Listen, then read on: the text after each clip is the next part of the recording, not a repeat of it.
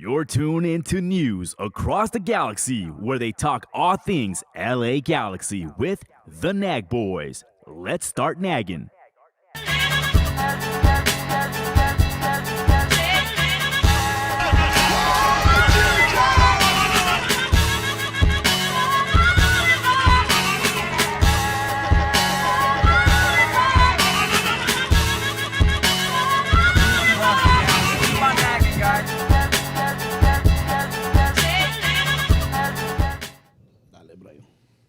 News Across the Galaxy presents the MidWeek Show.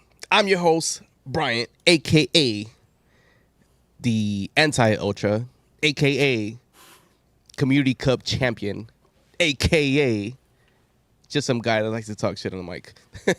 And of course, next to me is Mr. Edgar Zuniga. How you doing, sir?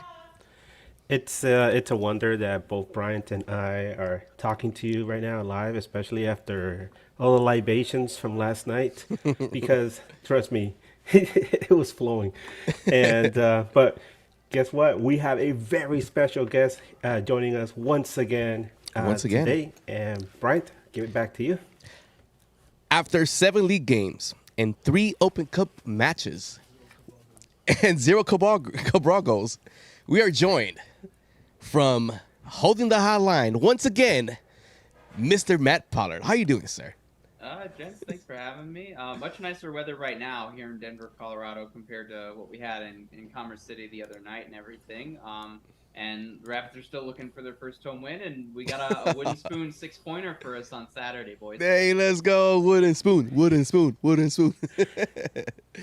So, it's been 7 matches in league play since we played you guys. We are 2 wins, 2 draws, and 3 losses since then. How are you guys doing on your end? Not good. The team's healthier at the very least. I think the reverse fixture when we played at the Diggity was, I think, the start of the really bad patch in terms of injuries. Rubio went out. He was scheduled to be on the bench yesterday. That would have been his first appearance since May 13th, which is a long time. That might have been the Galaxy game. I'd have to go back and look at the calendar. But really, that win and that kind of streak where the Rapids had the win at Kansas City, the win against the Galaxy, perceived to be better performances, and kind of thinking, oh, they've turned the corner, they've gotten over the preseason hangover, if you will, I think turned out to be fool's gold. They played a bunch of, relatively lesser teams. Most of those games ended up being draws in, a unbeaten streak, and then now it's been a winless streak. We're looking at 8 games in a row that the Rapids haven't won a game now, and 7 of those have been losses. They've been bad at home. They've been inconsistent, and then just they're making mistakes. They've had a bunch of injuries. This is a team that's clearly missing Jack Price, and this is a team that clearly needs Diego Rubio. Kevin Cabral has not turned a corner in any respect, and the other just inherent flaws this team has just due to the roster build and everything are costing them, and it's a bad time. I'm straight up not having a good time. Straight up not having a good time. Matt, I'm so sorry, man. I don't know about other Galaxy fans, but as a Galaxy fan, I kind of feel partly responsible for some of your woes because I feel like, if there was a lemon law in MLS, you guys would probably cash in with Kevin Cabral. It's I know you and I have discussed it, through our DMs or like regarding Cabral, and like I mentioned before we came on, the last goal he scored was against us.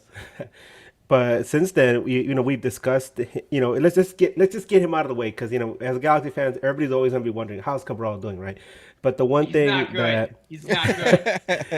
Cabral for Efrain Alvarez. I'm not sure which. I do that straight up. Come on. Oh my goodness.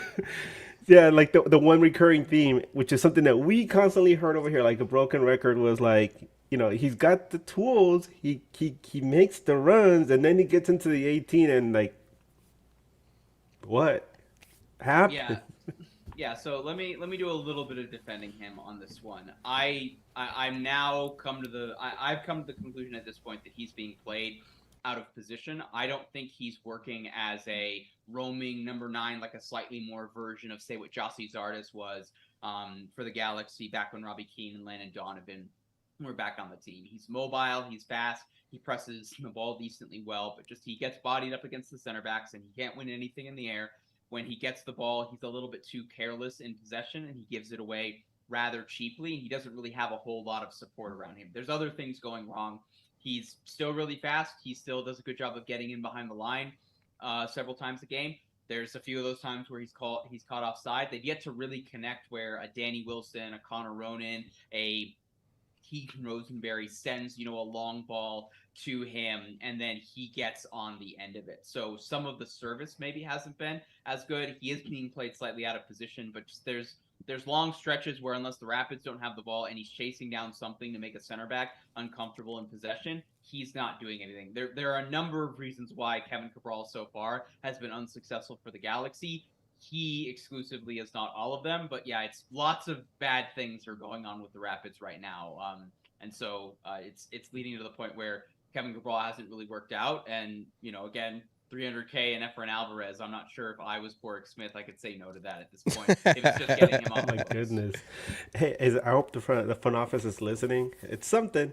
It's something. It's something. Hey, we'll load them off for free. Fuck it, it's all good. So this is the thing that it's mind-boggling that the physical attributes that Kevin Cabral has, those are successful traits to be a productive player in MLS. He could beat the lines. He's very fast. It's just that other stuff, the little stuff, the finishing or when he gets the balls, the pass backs to his teammates, which he lacks. Do you think it's been because he's in this dysfunctional Colorado team, or is it just Kevin Cabral is not made to be playing at this level in MLS? Which is to be honest, it's a good thing to see as MLS fans, because you can't just come here and walk your way through MLS.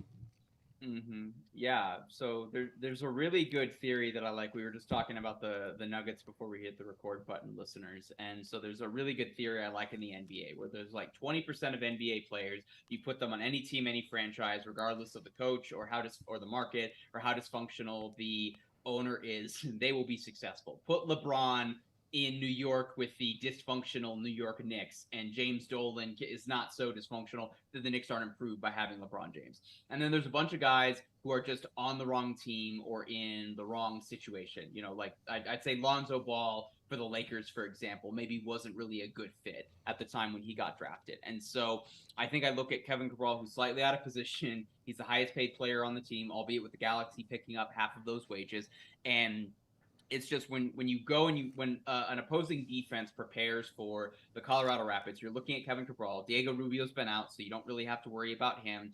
Michael Barrios is a concern when he comes off the bench, but he's fast, and if you stay in front of him, he's not too problematic. And Jonathan Lewis is also fast, but again, he's really streaky as well. So if you look at where's the defense putting their energy, what are they game planning to try and prevent, it's Kevin Cabral for the most part. And I compare that to what he was with the Galaxy, where I would say you look at a Chicharito, certainly when Ricky Puig, by the time he came into the team, Kevin Cabral, by the time we get to the final 10 games of the season last year, he was third or fourth on this is a guy for you to worry about, for opposing coaching staffs to really think about. And so I'm wondering if just the fact that he's going somewhere where he's had to be the man because Diego Rubio's been out, that he's just not set up for success in that regard. Anthony Davis is a really great number 2 when he's paired with LeBron James. You put Jamal Murray on the Charlotte Hornets, where he's the number 1 guy and he has to be the guy every single night. Defense is queuing on him. He's not as effective where he gets to play the pick and roll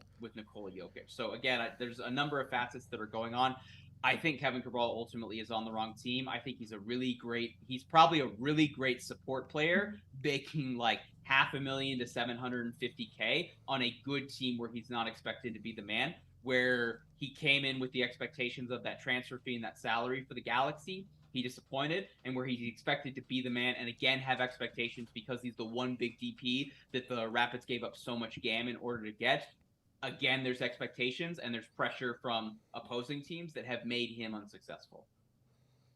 Oof. I have another question regarding another aspect of your club, and I remember we touched upon it last time, which was the goalkeeping battle between Marco Yes. Illich and Yarbrough, and I'm just curious to know how that's been shaping up since the last time we spoke.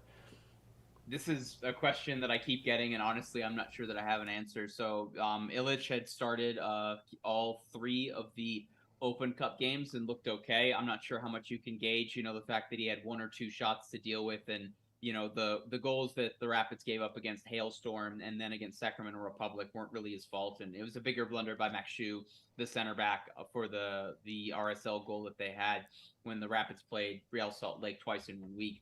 And I think really there's two buckets that I think are going on right now here, Ed. I think one is at the end of next month, the loan from KVK is going to expire in Belgium, and the Rapids have an option to buy, and they need some data on him in MLS in order to determine whether or not that is a good decision. Goalkeeping coach is looking at it. I'm sure the front office is looking at it from an analytics and a sports metrics standpoint, and certainly Robin Fraser is also evaluating him as a player as well. And then I think the second thing is when the Rapids are at their best, Robin Fraser has competition for all 11 starting spots, all 20 spots that you have in the entire team. That's what made this team good in 2021 is that no matter who was playing or how well they were playing, there was enough competition to where if you were beating out somebody in training on Tuesday, Wednesday, Thursday, you were starting come Saturday. And they haven't really had that because Will's come in, he's been so solid, and the backups haven't really been effective. So maybe Marco Ilicha has done a really good job the last couple weeks to the point where he got 3 starts in a row, and then maybe Will was supposed to be the captain and be starting last night.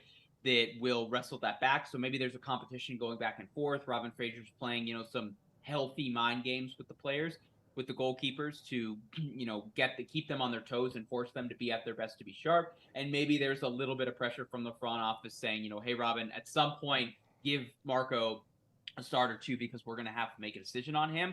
It's anybody's guess. It was anybody's guess going into last night who was going to be starting. I have to believe because Will was supposed to start and then didn't, he would earn that start as well for Saturday. But then who knows for the 4th of July game by the time we get there.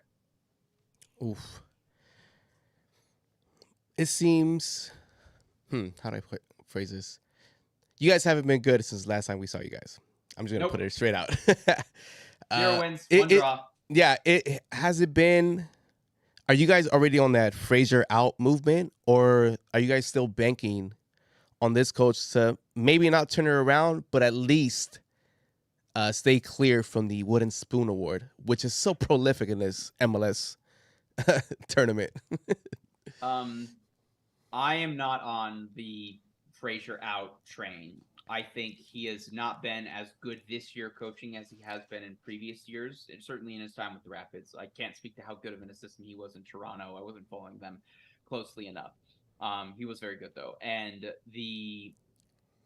this is the most vocal that I have seen the fan base in terms of asking that question or thinking that that question is valid, and a number of fans who feel that either Robin's lost the locker room or that Robin has lost them, the fans as well. I have to believe that the front office is self-aware enough to know that there's so many other issues going around that Robin hasn't been able to deal with it. There was a home game a couple weeks ago where the Rapids had 3 Rapids 2 guys on the bench that they called up on short-term agreements who were fine MLS Next Pro players. I don't know that any of them should be regular starters in MLS by the end of this season or the start of next year.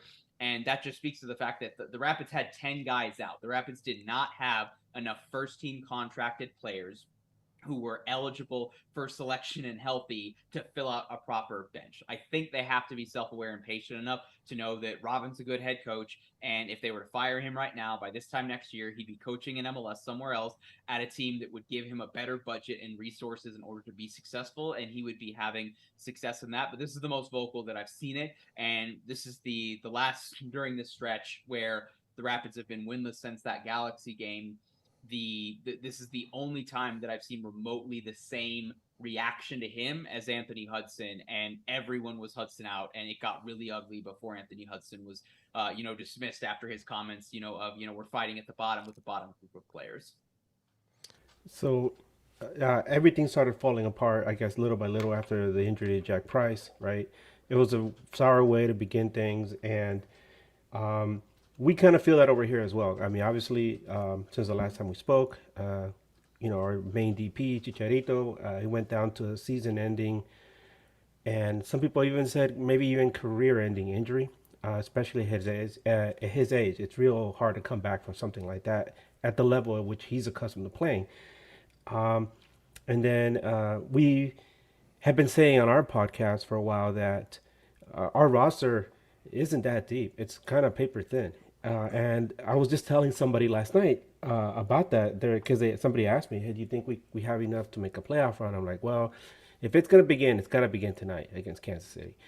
And I was like, and then the team has to remain healthy the rest of the way. I was like, some of the best playoff runs, aren't necessarily the best team in the regular season. It's a team that can stay the healthiest, especially at the end.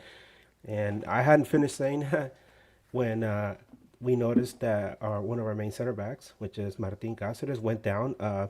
At first, it looked like it was a non-contact injury, but later on, we looked at it, and apparently it was like knee-on-knee knock, and he stayed down, and he had to be stretchered off. It looked pretty bad, but I've been having some conversations with some other Galaxy reporters this morning, and the belief is that it was just a knock. There's no official report, obviously, and that's the best case scenario. Worst case, it'd be something much more serious, like maybe a fracture or dislocation, which it would take him out longer. But if it was just a knock, that can be really painful to anybody who's ever played. But we are short on center backs. Jalen Neal is with the men's national team for the Gold Cup. Now, if Cáceres is probably going to miss some time.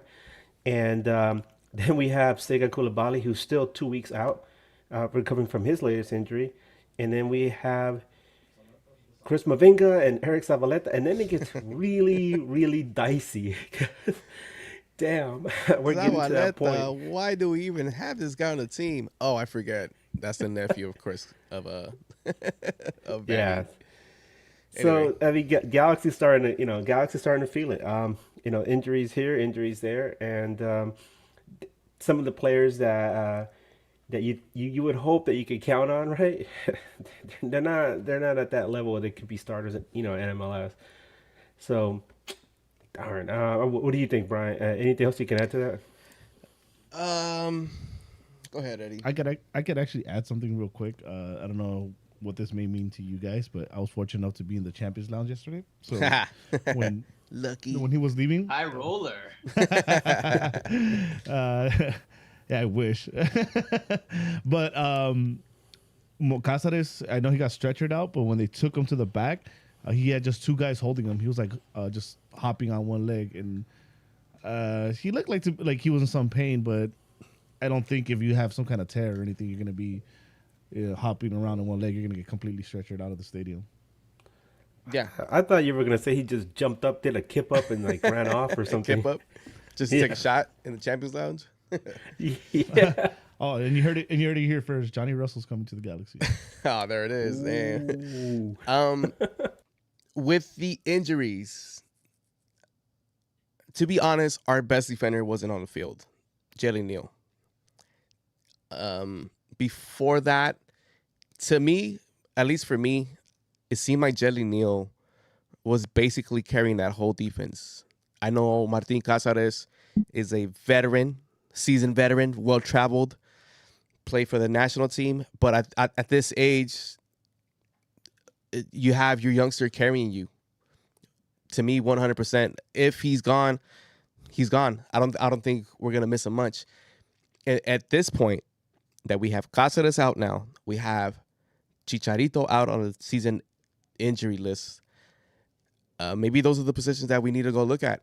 Maybe bringing another center back pairing that could actually keep up with Jalen Neal's youth and his presence back there. Because to me, Cáceres wasn't doing it. I know he's a fan favorite. I know that Vanny took a liking to him just because of his veteranness, for lack of a better word. It just seemed to me that he was dragging down the defense. And with Jalen Neal, who's under 20, you have Alde, under 20. You have Calegari, barely over 20. You have a young back Why not bring another young back who's also a veteran, a young veteran back who can help you out in the defense? On the Chicharito side, we seen Preston Judd yesterday. I know a lot of people want to knock G2 players or MLS Next Pro players, but this young man showed up yesterday. And I know it's just one match for of a sample, but the other times that he got subbed in, the kid looks hungry. I don't think you need a... Well, you do need a forward, but I don't think you need to go out and look for a forward of DP caliber if you have these young players that are hungry, like Preston Judd and Dejan Joveljic. What we need in LA Galaxy, we need a creative center mid who's that number 10. We're missing a Reynoso. We're missing a Pozuelo. We're missing a Drusi. We're missing a Mukhtar. We're not missing the forward. Let's keep it honest on the LA Galaxy side. We're not missing that forward. Chicharito, yes, one of the most prolific scorers in MLS for what he had in his run and then just his career, period. But that's not the guy that's going to put us over the hump. We need that number 10, that Cam, or we need somebody else on the wings. I know Douglas Costa has been stepping it up lately because of rumors going on in Brazil that he doesn't want to go back. I mean, that's going to be my theory. He doesn't want to go back to Brazil. You also have Tyler Boyd, who's been... That Boyd's nice. He's been nice the whole season. So why not grab another winger DP instead of bringing in another forward? Because I'm pretty sure we can make do with Judd and Joveljic for the meantime.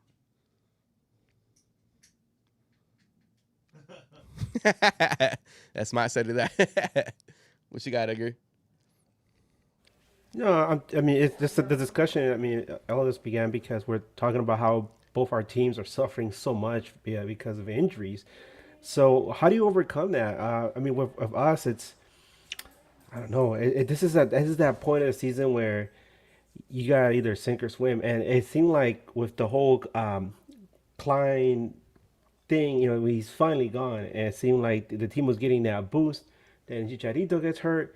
And then we're missing some pieces on defense. And you wonder, like, how much can this team bring when they were having issues just with the starting 11. And now you got to depend on these other guys on the bench that, yeah, they might be hungry, but there's a reason they ride the bench, right? They're not the best skilled players on the team. You were talking about Preston Judd. I'm still not completely sold on him. I see some qualities in him that I was just like, oh my God. Like there was this pass that was given to him in space and during the game, and he could have chased it down and ran towards the box, and instead he slowed down and waited for the defense to catch up to him, and they stripped him off the ball. And I'm like, that's what Cabral used to do. What are you doing? But then he scored that nice goal. But you know what? He just happened to be in the right place at the right time, and the defense just let him go, and that pass was all push. But going back to Matt, I'm just curious to know if Colorado has any plans to do something with that summer transfer window that's coming up, which we have no idea what that's about. But, we're curious to know what you guys have planned, or if you know of anything that the team might be planning to do to try to fix things or at least put a Band-Aid on things. Yeah, well, first of all, the Rapids have yet to officially put Jack Price on the season-ending injury list. I know that deadline is right before the secondary transfer window. I'm pretty sure Galaxy already announced that Chicharito's on there, so they've got some wiggle room there. There's an open international roster spot. They only have one open senior roster spot, and then they obviously have the two loans. I already talked about Marco Illich, so in theory, they could send him back and then do something else at the goalkeeper position if they felt that was relevant. I think Marco and Will are close enough to each other to where I think the option, I think it would just be, is it worth it from a money standpoint to pay the transfer fee to bring Illich back permanently?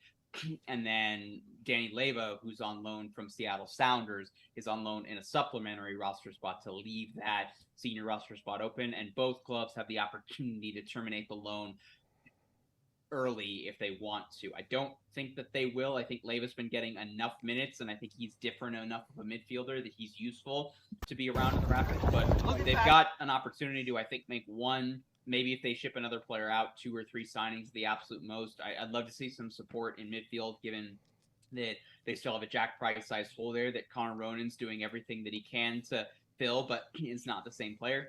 And I think still left back, and then maybe some other mobile, dual position player up in the attack would be something that's viable. But, Ed, to your point about the lack of depth, one thing that I'm starting to hear increasingly from Rapids fans is the question of whether or not you punt on the season and then just play the kids. So forget Kevin Cabral playing up top, start Darren Yapi the rest of the way. They've got 3 really good, hungry young center backs that have been able to break into the lineup. You've seen Moise Bombito maybe be the one exception to that the last couple weeks as well. But Abubakar Keita, who's really good for one season with Columbus Crew, he came in off of an injury.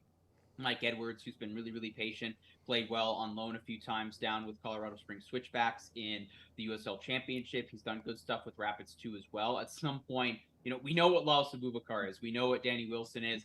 We know what Brian Acosta is. That's not changing significantly between now and the summer.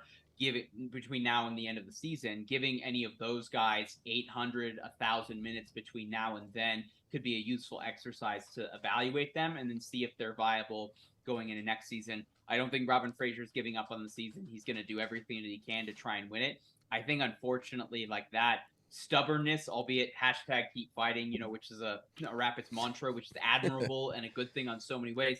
I feel like it's set up to be really similar to last year, where they're going to try so hard, fall barely short so late in the season. The Rapids weren't eliminated from the playoffs until I think 2 to 3 games left in the season. That's not enough to give guys a run. If they were down, if this was like 2013 DC United, where it's 10 games left and it's like, okay, it's just a matter of time, like play the draft picks, play the homegrown, see what they can do and everything. Robin's not giving up on that, which is a good quality, but at the same time is maybe not having a long-term view that a lot of other Rapids fans, just see as, folly to try and make something of this season. Even if you get into that 9th seed, like, what do? You're just going to get blown out by the 8th seed, or you're going to go on the road to Minnesota and lose like that. And is that really worth it at the expense of, further development for a Ralph Priso, for a Sebastian Anderson, for an Abubakar Keita? That's a question that I'm starting to hear Rapids fans think about. We'll see what happens with a couple of the games coming up. But I mean, if they're still in last place by the time we break for Leagues Cup and the team is 2-out in Leagues Cup, there's going to be a lot of Rapids fans thinking like, let's try and build for something next season rather than play the same old veterans that we know are not good enough.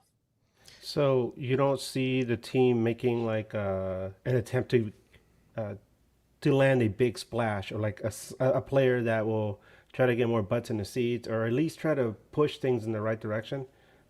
Ed, the Rapids don't do big splashes. What do you mean? You guys had Jossie. Okay, yeah, and that was for a bunch of gammon. That was their one big move, and then they didn't do anything in the summer as well. I mean, I could see. I think it's more clear earlier on in the season compared to previous seasons where the team's been unsuccessful that the roster wasn't good enough and that they needed to make a move. And so rather than rather than where in previous years where they've been slightly underperforming expectations or they've been towing that line, let's see if we can go on a good run. And then maybe that's an indication of where this team's at. This team needs help right now. And so, Pork Smith is really good at making moves within the league. I'm sure they could do 1 or 2 moves domestically, but I mean, Ed, if your question is, is KSE gonna, break out the, is gonna break out the checkbook and then, give them $1 million transfer fee to spend on a player, which would be chunk change based on how much profit they made off of the Nuggets winning the championship and everything. There's no track record of this ownership group being able to do that. So could I see a sneaky good under the radar support move being made? Could I see them make one big, like, almost $1 million or like at least $700K in GAM within the league in order to make a move as well? But like, I don't see 3 or 4 big signings happening. They already tried that in the winter. Maxu has been really good at center back, albeit for a DP center back. Connor Ronan was brought in to be the Robin to Jack Price's Batman, and now he's filling that hole admirably. I'd love to see what Connor Ronan could be alongside a healthy Jack Price for an entire season. And then it was Kevin Cabral, who we've talked about, is approaching bust status, and Alex Gershback, who was a disappointment and is 3rd or 4th on the depth chart with Sam Nicholson being played out of position. So they made some good moves, not enough to overcome Jack Price going down for a year and then Diego Rubio's injury history as well. This team doesn't have the same wiggle room from an injury and a performance standpoint that like the 2018 Galaxy team had, when it was just simply pass the ball to Zlatan and Zlatan's gonna, paper over all the Rapids don't have a band-aid to paper over that giant flesh wound. And they also don't have a huge pile of cash to pay for the medical procedure to solve the flesh wound. Well, I know we had Flesh Zlatan, wound. but you guys should hire Zava. Yes. Go get Zava. That guy will win you right. games. Yes. You guys see at the end of that where Ted's in the spoiler alert for people who haven't finished Ted Lasso for like the next 2 minutes of where Ted's in the concourse waiting outside his gate and he's getting some magazines and he picks one up and behind it is a magazine of Zlatan in like a GQ style interview and he's signing with LAFC and there's a quote saying like people love avocado toast here or something like that. So I have to imagine that's because Brendan Hunt's an LAFC guy, I think. So I have to imagine like they slipped that in, but just further parallels that Zava is just Zlatan. But similarly, I think I don't know that Stan Kroenke's busting into Zava in the bathroom to confront him, saying that in order to have a meaningful career, he needs to come rescue the 2023 Colorado Rapids. That'd be amazing, though. Imagine. All right. So last time we saw you guys, we are, like I said earlier, we are 2 wins, 2 draws, 3 losses. Our losses have come at away games. We lost in Columbus, we lost in DC, and we lost in Charlotte. Edgar, from those 3 losses since we've played Colorado, and now we're going back away to face Colorado, do you feel that this LA Galaxy, which looks rejuvenated, it seems like after the firing of Chris Klein, everybody has a pep in their step, so to say. We are undefeated since Chris Klein got fired. And this is our second away match since he got fired. Do you think the LA Galaxy could go into the Mile High City and get a result against a team who hasn't been doing well since we last saw them? Well, with all the injuries, do you guys even think there's going to be enough players to field 2 teams? They're gonna have a triage center on the field for both teams. So and put me in, Man coach. will start at center back. There you go. Put me in, coach. Put me in. Cosmo play. Yeah, Cosmo usually plays goalkeeper, but we'll make an exception for we'll him. field them. Okay, he can't be as bad as Clement Diop, right? So yeah, have him on the bench. Oh my goodness. Put some respect on Diop's name, bro. Well, I mean, Galaxy. We always talk about how LA Galaxy has a really hard time playing in altitude. They've always had, my God, historical difficulty playing up in Commerce City, Colorado Rapids, and this is why this game is so strange. I mean, I'm listening to Matt talk about how the team is hurting over there, and then we look at what just happened with us, and like our guys are hurting too, and who knows, who's going to be lining up at center back for the next match. Damn. And then I'm also wondering if Colorado's going to unleash, Kevin Cabral on us again, because, he's got to score on us again, right? He has to. He is. Yeah, they're gonna like, Frazier's gonna grab him in the locker room, shake him a bit, be like, "This is your time, boy. Come on, sacre bleu, allez le bleu," and shake him up and just like send him off running. And Cabral's probably gonna look at him and cry a little, and then like go out and score a couple goals. But no, I don't know. I really don't know. How about I play it safe and say a 1-1 draw? No, I'll. I mean, seriously. I mean, that's what I think. I don't think. I mean, maybe Preston Judd will find himself on the end with a nice pass. Maybe Dejan Joveljic will bring some of the zest that he found playing for Serbia, scoring 2 late goals for them so that they could beat. I think it was Jordan, in a friendly in Serbia. It's one thing that Joveljic really needs is like a good dose of confidence, and if he got that with some home cooking, and he's gonna bring that with him up into the Mile High City, then hell yeah, maybe Galaxy can score, because if they're gonna do anything, they need him more than anybody on this team to really start to get going. And I'd like to see that happen. But I also got to look at the entire team as in general, and like you look at the some of the stuff that's missing in the defense, and also Julian Alde hasn't been playing at his best as of late. Last night he was okay. There were a couple of times when like he got chased and they beat him on the corners. So I'm curious to know if Colorado's going to be able to capitalize on that. I'm still sticking with it. I think it's going to be a 1-1 draw, and we're going to just look at each other and just pat each other and be like, misery loves company, baby. Go ahead, Matt. I'll go after you. It's so tough for me because you come out of the international break. Obviously, both teams were a little bit salty going into that. Maybe the Galaxy feeling a little bit uplifted from, the metaphorical storm cloud that was Chris Klein leaving. And, I looked at it and the injury reports that you had, the only injured player that the Rapids had going into last night was Diego Rubio, who's questionable. I think there was one other injury, but it wasn't a significant player. But then Rubio's on the bench. They're coming back. The players had some time off, maybe to decompress, get their heads right, and then come back, refocus for this game, the game that was supposed to be played last night.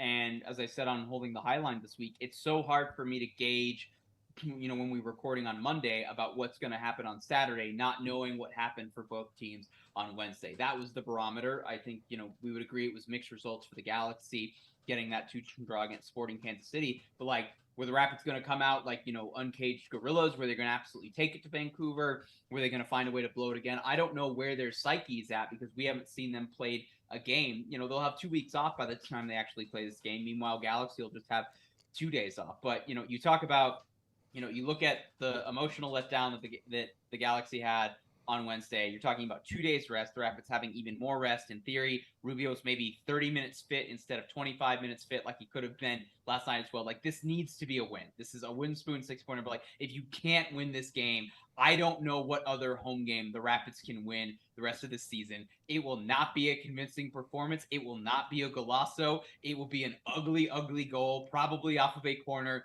and a mistake. It will not be a result you feel. It will not be a performance you feel good about.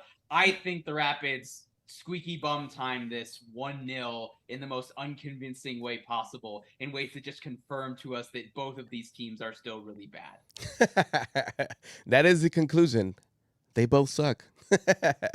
Well, spoiler alert. Seeing how the LA Galaxy has played after, like you said, the dark cloud that was Chris Klein, they went into Utah, Salt Lake City, a very tough place for the LA Galaxy to play. In league game, they went over there, they won. They played them again in the Open Cup. Didn't come out with the W. Scored 2 goals away. They come home. They play a very reincarnated Sporting Kansas, who Pulido, to me, I have no idea why he hasn't been called to the national team. That man's a beast. They played that team who's been playing good with a Johnny Rosa who's rejuvenated as well. Could have been a win. Handball, last minute decision, tie. This LA Galaxy team, as I see them right now, whatever it was after that Chris Klein firing, I don't know if it was locker room talk. I don't know if it was just between the players. Whatever it was, these guys, whoever you put on the field, whoever's been on the pitch, has been able to perform. We saw it yesterday, even with Raheem Edwards coming off the bench. Came in, gave the assist for the second goal. Well, a hockey assist. Now, you're telling me that the LA Galaxy is going to go to Colorado against a struggling team who they already lost to at home. We're not going to go over there and get our revenge. I feel the LA Galaxy right now can go to Colorado and grind out a 2-1 win.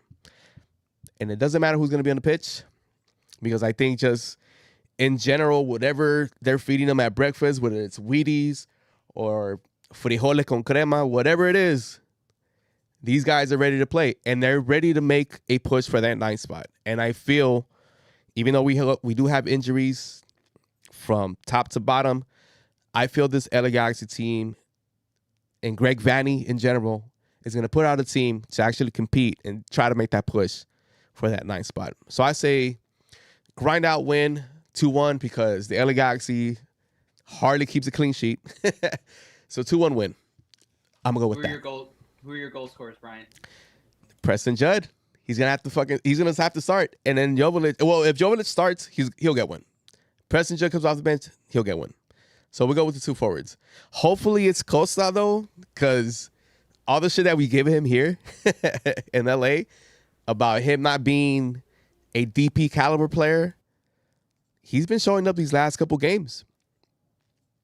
Why not show up in an away game where we probably need these points in order to make that push for that 9th spot, especially before Leagues Cup. I know Leagues Cup is not going to be a tournament that Greg Vanney's going to take serious. He's going to play the kids. So, yeah, hopefully we'll see a 2-1 win against you guys. Which last time I agree with you there we were going to lose because I had a feeling we were going to lose, especially with Cabral scoring. Who didn't call that one, right? And I'm going to say this. Maybe Cabral scores that one for you guys in this match against the LA Galaxy at home. I also, excuse me, I also have to ask because of what happened yesterday. What's the weather going to be like for the game? Is there a forecast? Are we going to see more like softball-sized hailstorm? Let's find out, gentlemen. All right, so I go to Commerce City. So Saturday, we've got a high of 87. That's hot for us here. And Wow. a low of 56, and it's supposed to be sunny. So I think the whatever weather we've been dealing with yesterday and through this afternoon, that will have passed by the end of tonight. So should be relatively nice weather, just a little dry. So Man, that's pretty warm actually, 87.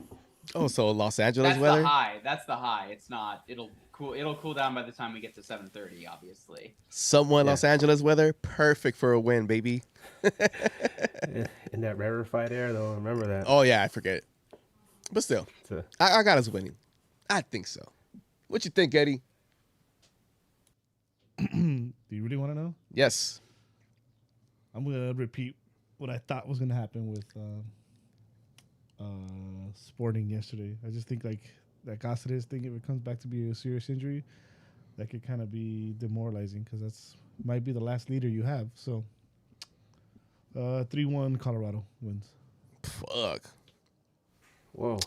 Hey, you know this is LA Galaxy podcast, right? He's our guest. Yeah, well, I'm trying to make sure Matt comes back. I'm buttering him up right now.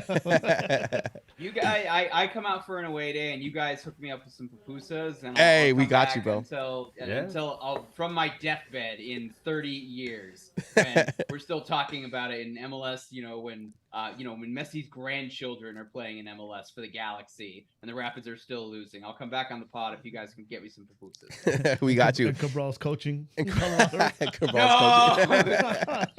coaching. One last thing before we leave. You just mentioned it. Lionel Messi coming to MLS. Yeah. Give us your thoughts on that from you guys' side. Massive. I think from a circus and a media standpoint, particularly internationally, I think the only other signing that will be as big or bigger in MLS history will have been David Beckham. And I acknowledge on some level, this is Messi standing on the shoulders of Zlatan, standing on the shoulders of David Villa, standing on the shoulders of Henry, standing on the shoulders of David Beckham. I think it's great for the league, obviously. I think it's going to be really interesting to see how they're making the money work, with the supposedly him getting a portion of the shirts that he sells, a portion of the international sales for MLS season pass and everything, to see how they make this work, given that he was getting almost $1 billion from Saudi Arabia and everything. I'm going to be really curious to see what he thinks of the league. We're talking about Preston Judd, or you just look at the bench warmer 4-year college guy who's a second-round draft pick who's not going to be in the league in 2 years, and he's going to be retired from soccer before the age of 26. When would that guy have ever shared the field in other competitions that Messi would have played in? Would that guy have made it on the last team to get promoted from the second division in Spain into La Liga? Would Messi have played in a third-round French Cup game where he's playing some third division team as well? How does Messi react to that? It's different for every single player. It took Beckham some time. It's taken every single big DP some time. Zlatan probably still hasn't gotten over how bad, Kevin Kitchen was and everything for the team. And so how Kevin. does Messi? So how does Messi react to that? I think it's a really good question. They're through to a semifinal of the Open Cup, so Messi's got a really good chance, I think, to win a trophy in his first year. But at the same time, if they're talking about Busquets and Dani Alves and potentially Messi and friends, how are they making this work from a roster and a salary standpoint? And does Messi and his team know about that? So I'm super excited for the circus. He's going to be absolute must-watch TV and everything. I don't think he fixes a lot of. I don't know that Miami on the field or off the field is ready for that. And I think it's going to be hilarious, ridiculous that like a hyped up, three-sided, college bleacher stand is where Messi's going to be playing right now if they don't, expedite the stadium that they've been working on closer to Miami, or they don't move to Hard Rock where the Dolphins play. But absolutely fantastic. But from a Rapids perspective, I think there's a valid question of the trickle-down Messinomics of if the report's true that all of the other MLS teams are also contributing to Messi's compensation in some way, do the Rapids net a positive from that in terms of all the revenue sharing, and what does that look like? I don't think if Messi's signing a 2.5-year deal that one of his away games to a Western Conference opponent will be to Commerce City. So, I think there's some valid questions to be asked about that. And I think it just further highlights that there's other teams with bigger star power and draw and deeper pockets and ownership that are willing and able to bring these must-watch players to Major League Soccer. And the Rapids have proven, other than Tim Howard, who was on a free transfer and the shirt sponsorship effectively paid his salary, that they're not capable of doing that. So a rising tide lifts all boats in, the Messi monsoon. The difference is the Rapids are in a rowboat without a paddle, and maybe the Galaxy have a yacht that just needs some renovation from AEG. So Yeah, you kind of answered the question I was going to ask you too. Was and we talked about it briefly before coming on. Was I am curious to see what would happen if MLS decides to send Messi to Commerce City or to Denver for a match, because we've seen people will show up to big games in that region, and I'm curious to see if maybe the league feels that that market could use a boost by having Messi come into town, and people that maybe are unaccustomed to attend a Rapids game, see what they like, see something that they like, and maybe feel compelled to come back and support the team wholeheartedly. What do you think about that? it's a good question. I think Don Garber and the other suits around him and the guys at Apple, and if I'd be curious to see if Messi coming in changes the situation you had with the linear television rights, because it was basically Fox lowballing them because ESPN didn't want to get the rights if they weren't getting also the streaming rights as well. So I'd be curious if that changes. But I mean, they're going to put Messi where Messi plays and Messi gets the money and everything. And I think if you did a power ranking of Western Conference away days, in terms of what would be prioritized, both LA teams would be at or near the top. Austin would be, up there as well. I'm not sure the Rapids are outside of the bottom four. Also, separate question. I'm wondering, it's really curious. Like, you want Messi versus the Sounders at the Clink, right? Sold out and everything. Like, how's Messi going to like, what if Messi's like, I don't want to play on turf? Like, that's the, like if when Zlatan got that yellow card when he got suspended because he was going to have to go play in the All-Star game so that he didn't have to then fly pre-charter back to an away game for the Galaxy on the Saturday. If Zlatan had straight up called Don Garber, or his agent had done so and said, like, this is ridiculous, All-Star games are stupid, I'm not playing in this thing, or I'm leaving MLS, like, I feel like MLS would bend to Zlatan. So how much is Major League Soccer becoming Messi League Soccer in that he has control in ways that only a handful of other stars have had? And is there going to have to be, are the Rapids going to, or the Rapids, or is MLS going to have to like dangle a carrot in front of Messi to convince him to go, fly all the way across the country, farther than he would have traveled for some Champions League games in order to play a game on turf that maybe he doesn't want to play? I think it's a good question. He has played at altitude in terms of World Cup qualification, because Bogota is, I think, at like 7,000 or 8,000 feet in terms of their stadium. Like, the entire country is higher than where I'm at right now. So I don't think that playing at altitude is going to be immediately a deterrent for him. But I think it's a valid question whether or not the Rapids are just further left in the dust in that regard, in that the only time that the Rapids play Messi is at Miami, so that Messi can get an easy 3-0 win, and then probably a golazo against a bad Rapids defense so that he can go viral on social. Well, I'll answer that question. MLS will throw some grass in a CenturyLink field for Messi to go play in Seattle. I'll tell you that much. They'll bend everything, all the rules, just for Messi to showcase himself in every stadium in MLS. I have a question. I have a question, Matt, because I brought something up and just a thought that I had. We all remember the Beckham effect, how other players soon followed with Beckham, created the third DP and everything. I'm assuming he's going to have the same effect, maybe even bigger effect now. What are your thoughts on the salary?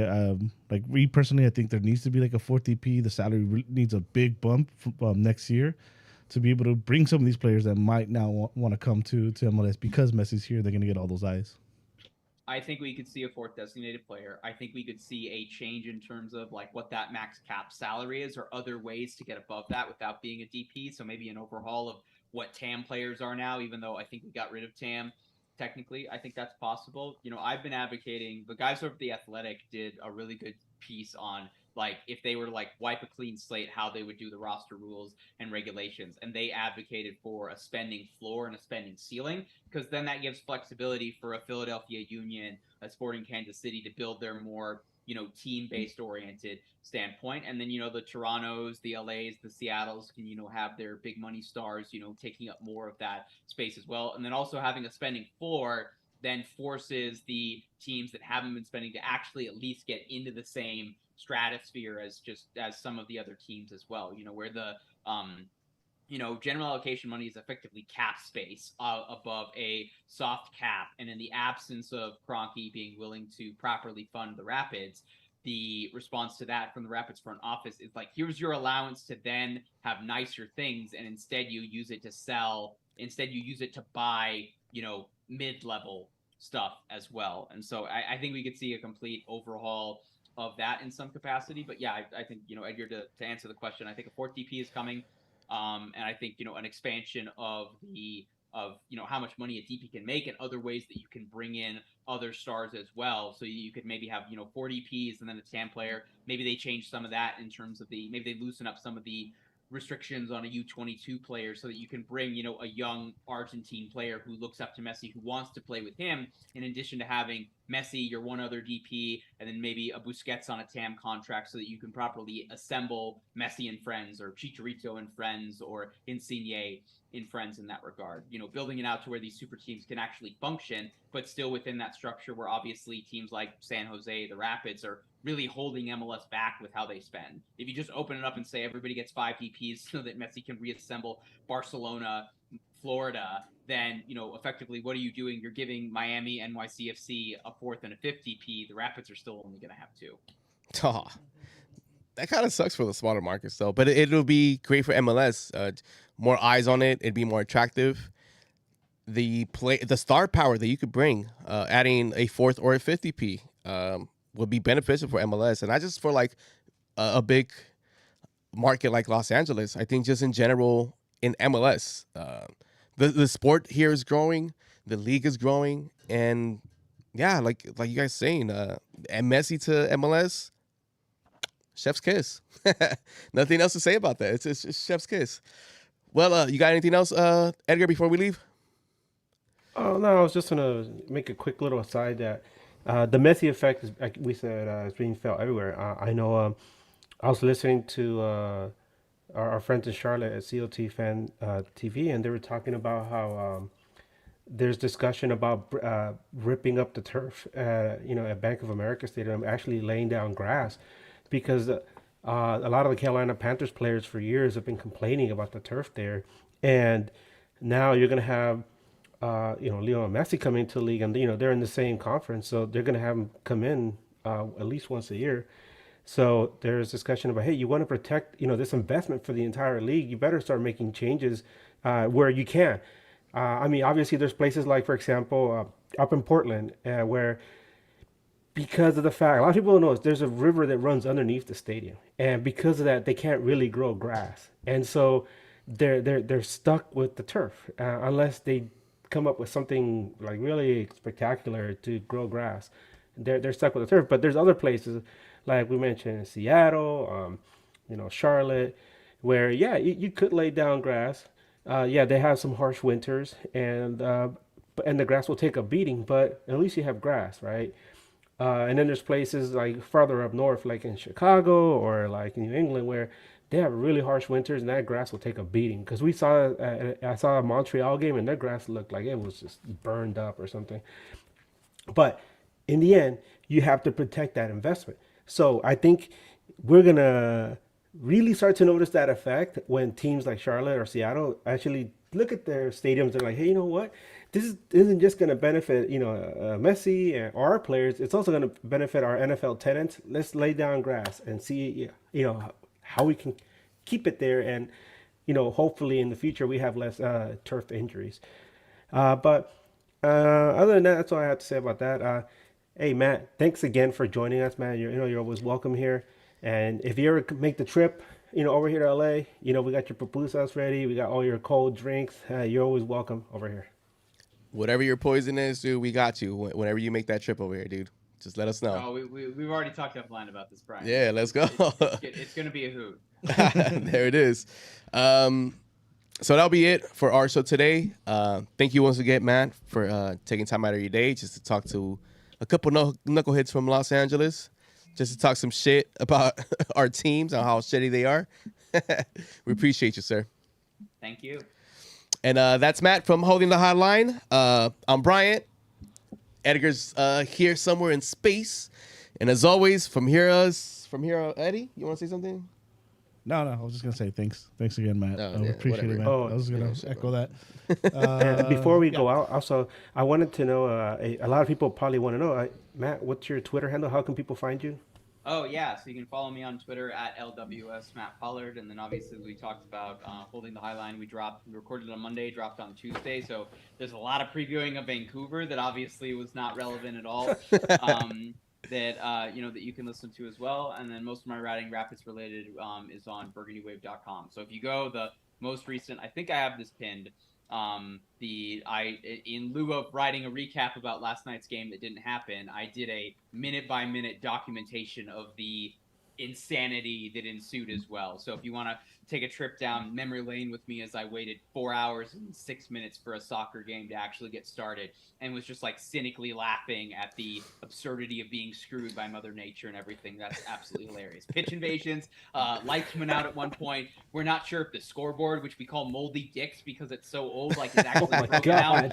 And then at the end of the game, after it was canceled, William Yarbrough, who we talked about, comes out and meets with like the 40 fans that are still there, still all in his kit, like thanking all of them for still being there. Absolutely. Wow, that's awesome. So it was a feel-good night. It was type 2 fun, and I wrote 1,000 words about it if you want to check it out on burgundywave.com. There it is. Edgar, where can I find you? You can find me on Twitter as Edgar Nags, also on Instagram. Eddie, I know you're there. Yes, I am here. You can find me as Eddie Nags on all social medias, not to be confused with Edgar. And you can find me as Bryant Nags on Instagram and Twitter.